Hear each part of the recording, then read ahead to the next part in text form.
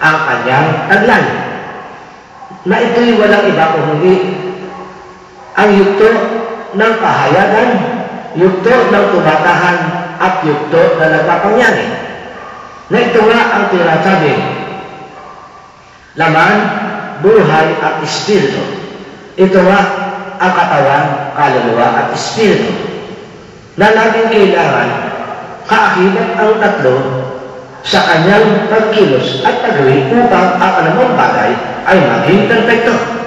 Tanong, kung kaakibat niya ang tatlo niyan, di ba tawin ka niya, dalangin natin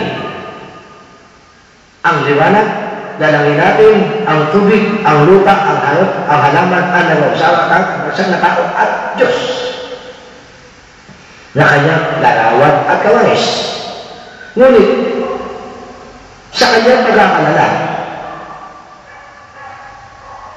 ang nagbigay ng pahintul na magkaroon ng karunungan ng Diyos, ang ako, na siya inyong nakilala, umako, sapagkat ang wika niya, ako ang landas, ako ang buhay, ako ang ilaw, ako katotohanan.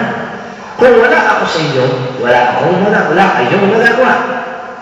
Ngayon, ano naman ang inaako ng batas ng pagbabawal ng pag-ubos? Ang bagay na bahagi na may batas at bahagi na may kalayaan. Pinakilala sa bahagi at ipinakilala ang buo. Ngunit, wala pa bang kalalagyan sa iyong katangian sapagkat nagtaglay ka ng batas ng pagbabawal at pag-utos. Lumagay ka sa batas ng pagbabawal, lumagay ka sa batas ng pag-utos. Nabubuo, nasisira ang tanging taglay na iyong katangian sapagkat hindi ka nagkaroon ng kalayaan sa iyong kilos at tuloy. Tanging kung ako ang siyang nagbigay pahintulan na iko'y kumilos at lumuli ayon sa kanyang nais, iko'y malaya. Bakit? Kumikilos ka, tumutulog ka, humuhuli ayon sa kanyang kagustuhan at wala kang bagay na nakikilala. Kung ano ang iyong ginagawa, kung saan ka pupunta at sino ang iyong nakikita, ay wala kang kakailan.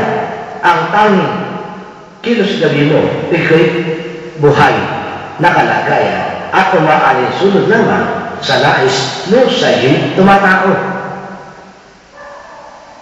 Tanong, kailan matatanggap na kalagayan at masasakatuparan ang bagay niya?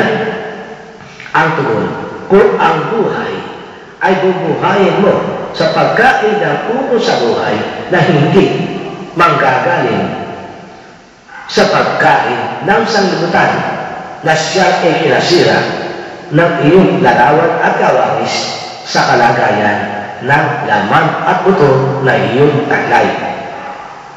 Kaya, sa pamagitan ng mga bagay na sa ating pinarating, doon iminumulat ang bawat kalagayan sa wastong kaparaanan na hindi na panahon ng higit baluktot na bagay na masamantala, kundi ang lahat matanggap mo at malawaan mo na ito'y pawang kapangyarihan ng Espiritu Santo ukol sa progreso na iyong kinalalagyan sa panahon sa kasalukuyan. Kaya ito ngayon, ang bibigyan pansin ng bawat kalagayan, doon mo yung alamin, alin tulad ng iyong kalagayan, alin tulad ng bahay ipunan, alin tulad ng iyong kapaligiran, ang mga bagay na ukol sa lihim at hayat. Mensahe ng Espiritu Santo para sa bawat isang kalagayan. Sa kalagayan ng bahay ipunan, sa panahon ngayon, sari-saring katawan ang gumagalaw sa loob at labas ng bahay ipunan. May taong totoo at mayroong taong sinungaling. Ano tinutukoy na taong totoo? Lihim.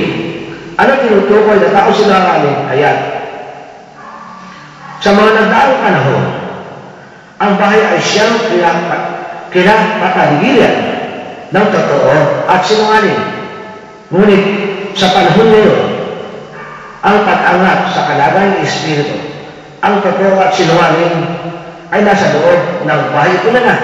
Ibig sabihin, noong dati, pag ikay papasok sa bahay tunan, ang gawain sa libutan ay iwanan mo muna sa labas bago ka pumasok sa bahay tunan.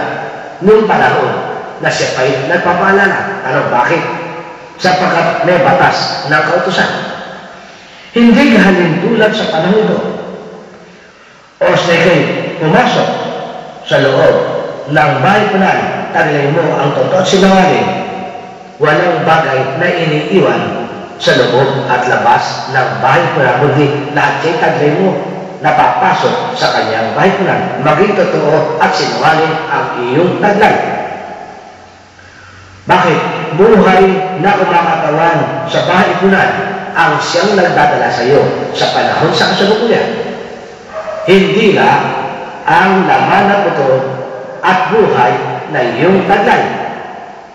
Sapagkat sa puglas nito, ang buhay na katawan sa bahay tunan ang siyang nagdadala sa bawat kalagayan sa totoo at sinungaling o sa ikaw pumasok dito sa kanyang bahay tunan.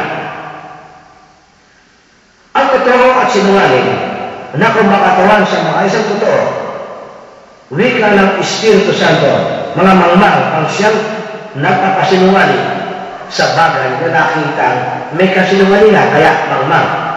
Kung matalino ang nakakakita, siya hindi mangmang sapagkat siya nagtataglay ng katangian ng totoo, kaya ang kanyang kapaligiran ay kalagayang totoo.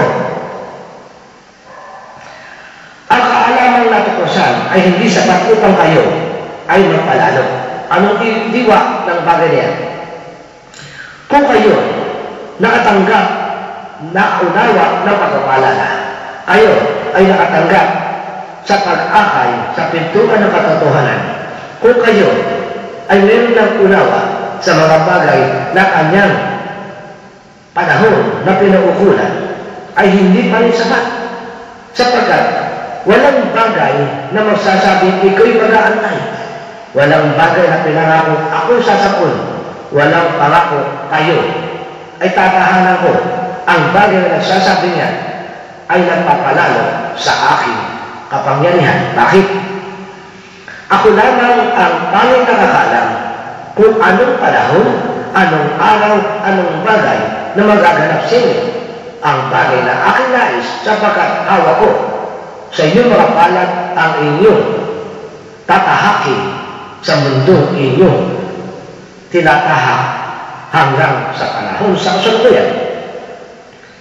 Yan ay hindi sapat upang kayo'y kilalanin totoo ng Espiritu Santo. Doon ngayon lalabas, kayo nga ang Espiritu Santo, ngunit kayo'y hindi Espiritu Santo. Bakit?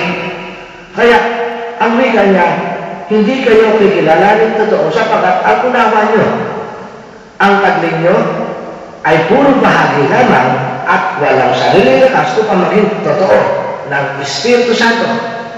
Kailangan ang paggawa sa panahon ng batas ng kalayaan.